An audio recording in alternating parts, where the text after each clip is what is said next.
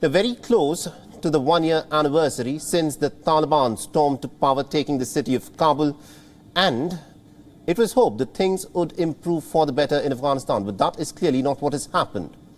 The number of restrictions on women and also the freedom that women enjoyed in Afghanistan have deteriorated steadily under the Taliban. The Taliban said that they're going to be different this time round, but from what is happening in Afghanistan at this point of time, that simply does not appear to be the case.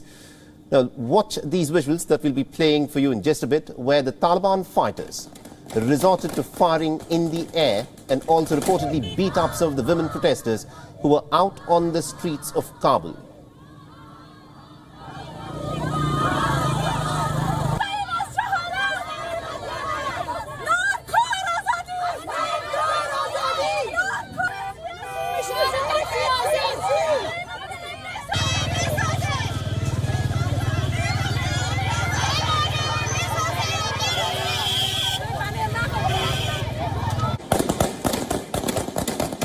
Came out onto the street to protest against the Taliban administration.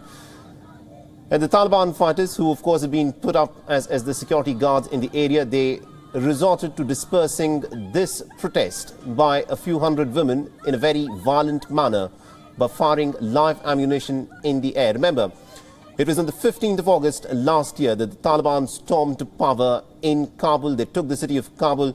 And the Taliban since then has been rolling back on the many rights that women enjoyed.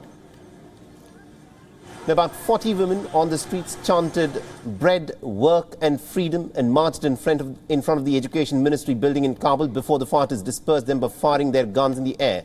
Some women protesters who took refuge in the nearby shops were chased and beaten by the Taliban fighters with their rifle butts. Now remember, ever since storming to power last year, the Taliban had promised that they would be different, that they would practice a softer version of their understanding of the Sharia rule. But instead, what has happened is that the rights that women enjoyed have been steadily chipped away. Many restrictions have now been imposed, especially on women, to comply with the strict movement, with the strict understanding of the Sharia, as the Taliban fighters claim that is what they want to impose.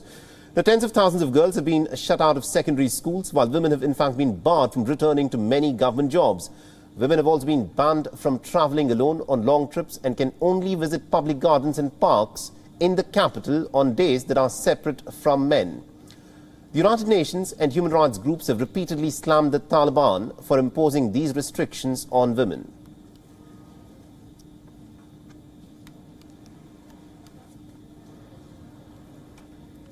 WION is now available in your country. Download the app now and get all the news on the move.